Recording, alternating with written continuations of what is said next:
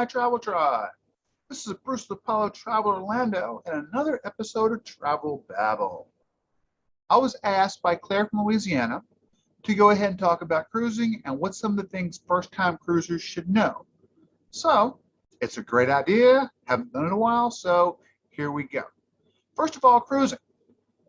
When you see a price online, a lot of times they're going to go ahead and give you the cruise fare rate.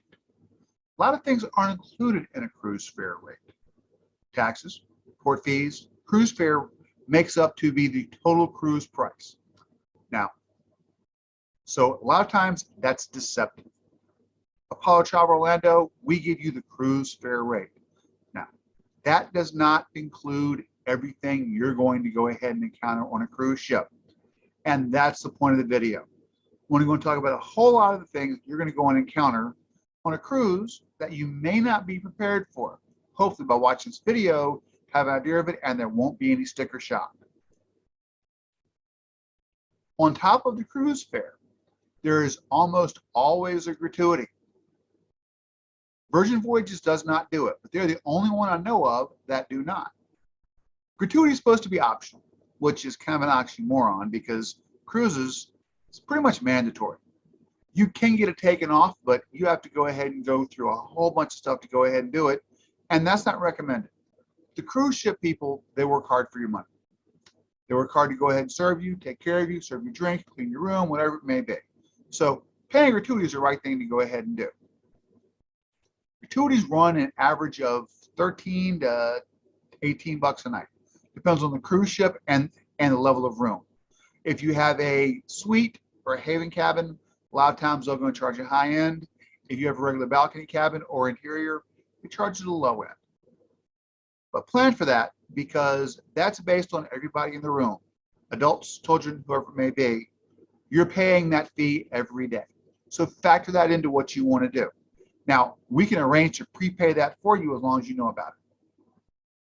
We can add that to your actual quote or pay it before you board. That's always easier. That way, that's just out of the way. Second thing, excursions. Now, excursions cost anywhere between 40 and some cost $1,000 bucks. Those are not factored into what you want to go ahead and do. Some cruise lines will go ahead and give you a little basic excursion to go ahead and go out. A lot of times it's a walking tour, simple bus tour, whatever it may be. Most cruise lines do not do that. Most cruise lines, it's up to you to go ahead and pick what you want to do when you're in port. Factor on that. Internet. When you're on the cruise ship, internet's not included. Virgin's an exception. It actually include wireless for you. But even then, you can upgrade it to a faster package. But if you want to go and be online, if you want to be able to go ahead and stream, social media, whatever it may be, plan on paying for that. The biggest expense is going to be the drink package for your alcohol. I'm going to show a slide up. Boop. This shows how much drink packages cost on different cruise lines. This shows how much drink packages cost on different cruise lines. If you're a casual drinker, it might not be worth it. Everybody in the cabin has to go ahead and have that. For 2 adults, this can be 850 bucks. You got to be committed to drinking to spend 850 bucks on a 7-day cruise on alcohol. If you're a casual drinker, you can go ahead and go a la carte and probably save some money. The break point is about 6 drinks a day. And that's for both of you.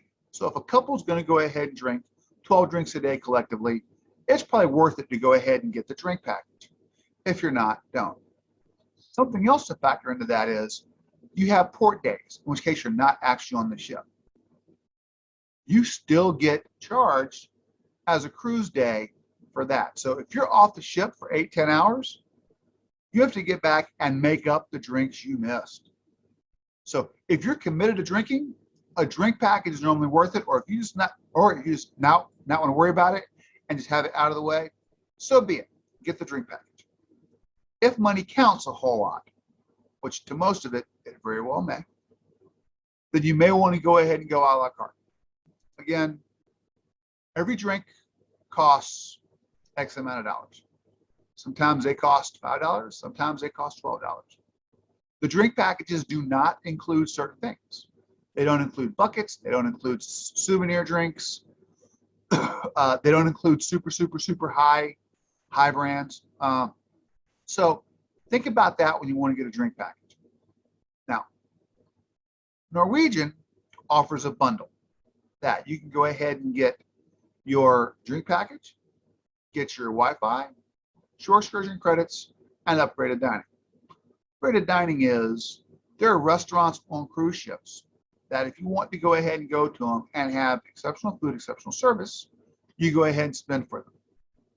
A lot of times they cost $50. Recently, they've gone up to 70 or 85. Depends on the cruise line and the restaurant. Want to go ahead and do it? A lot of times they're worth it. Just don't be shocked when you go there and there's an additional fee for it.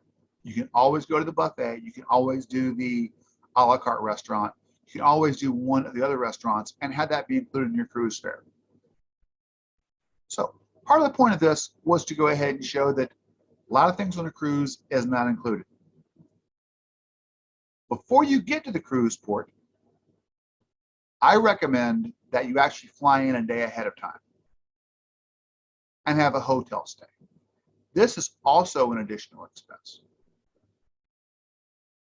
We recommend that because, God forbid, you're flying in and you miss a flight. The flight gets canceled. It gets delayed. Your transfers from the airport to the cruise port don't show up. There are a whole lot of variables that can actually impact your cruise experience. Always try to go ahead and fly on the day ahead of time. Normally, your travel agent can go ahead and find you decent hotel, decent rate, somewhere to go ahead and do that. They're working for you. So let them do what they do. If you live close to the port and you're going to go ahead and drive in, yes, absolutely. But if you're having to go ahead and fly into it, plan accordingly. Alternative to all of these things are an all-inclusive resort. It is a different type of vacation, but when you factor in all these things, it's actually included at an all-inclusive resort. The Wi-Fi, all the drinks, all the restaurants. Sometimes to go ahead and have some of the restaurants and a special section of the beach, you have to go and upgrade into a exclusive section, but that's worth your money as well too. But a cruise experience, you unpack once, you get to see 3 or 4 different ports. It is the appetizer version of traveling. On a all-inclusive resort, you get to go ahead and have more of a main entree. No matter what, I do recommend that you get out and see some of the local stuff, see some of the flavor that's there. It's just a different way of traveling. All my clients should go ahead and actually experience one or the other to have something to actually compare it to.